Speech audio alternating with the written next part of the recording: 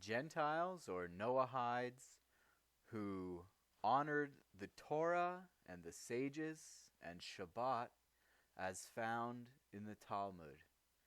Shabbat 119a. With regard to the wealthy of the land of Israel, by what virtue do they merit their wealth?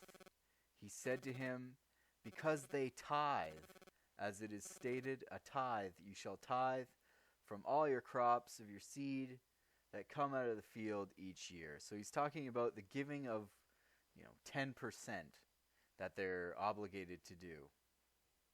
So he's saying because they tithe and give this 10%, they are wealthy. But then it asks, with regard to the wealthy of Babylonia, who are not obligated to tithe, because they're not Jewish, and they're not held by the 613, by what virtue do they merit their wealth?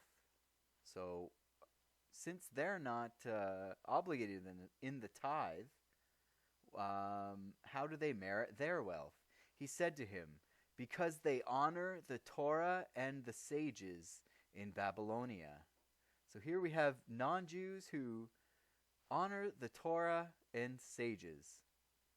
With regard to the wealthy of other countries where there are no sages, by what virtue do they merit their wealth?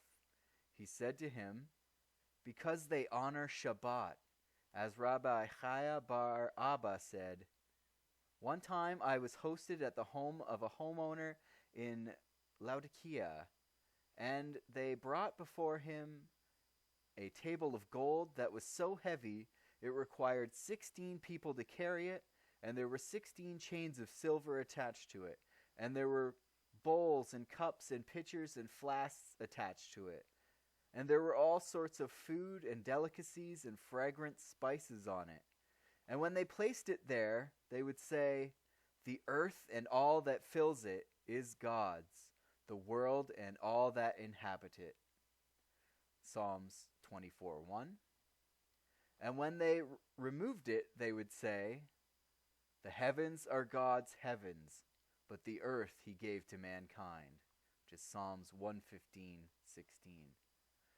I said to him, my son, what did you do to merit this?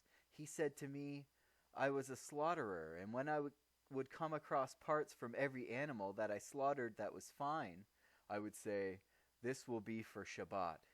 I said to him, happy are you that you merited this, and blessed is God who has afforded you this merit. It's very interesting where he says, when he comes across a fine animal, he sets it aside for Shabbat because to make it special. And he says, this will be for Shabbat.